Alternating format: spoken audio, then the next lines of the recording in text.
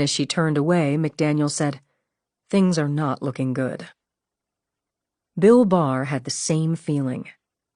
He had shown up for Trump's election night party, even though he had thought for months that Trump was destined to become a one-term president. Trump didn't seem able to get out of his own way and deliver a disciplined message, and Barr had warned him of exactly that in April. Barr hung around the party for a bit, but a little after 10 o'clock decided to call it a night. He went home to get some sleep.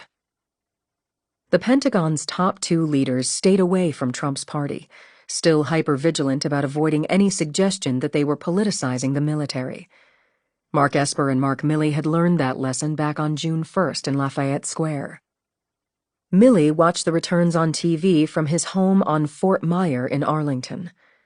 A history buff, Milley memorialized the night by keeping his own scorecard of states in his journal. At around 10:30, with results from most key states still far too close to call, Milley received an interesting call from a retired military buddy who reminded him of his apolitical role as chairman of the Joint Chiefs of Staff. "You are an island unto yourself right now," the friend said, according to the account Milley shared with aides. "You are not tethered. Your loyalty is to the Constitution. You represent the stability of this republic." Milley's friend added, "There's fourth-rate people at the Pentagon, and you have fifth-rate people at the White House. You're surrounded by total incompetence. Hang in there. Hang tough."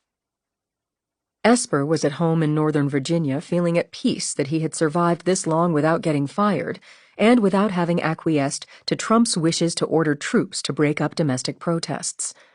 The defense secretary had had a target on his back all fall, but Trump had not axed him. Esper had a scare the night before, November 2nd, when NBC's Courtney Kuby planned to report that Esper was preparing to be fired the day after the election, had updated his resignation letter, and was quietly advising members of Congress about renaming Army bases named for Confederate generals as a sort of mic drop to fortify his legacy. Esper believed that if NBC published the story, it would signal he was on the verge of resigning and prompt his premature firing, so he went into overdrive to stop it. He directed his aides to try to convince Kuby that her information could be overhyped. It was true that Esper had been consulting with congressional committees about renaming the bases. It also was true that Esper had prepared a resignation letter, as many Trump appointees had, but he had no imminent plans to submit it. In truth, Esper expected Trump would fire him after the election, but was hoping to hold on if he could, at least for a few days after the election. He was worried about what Trump might try to do with the military if he were not at the helm.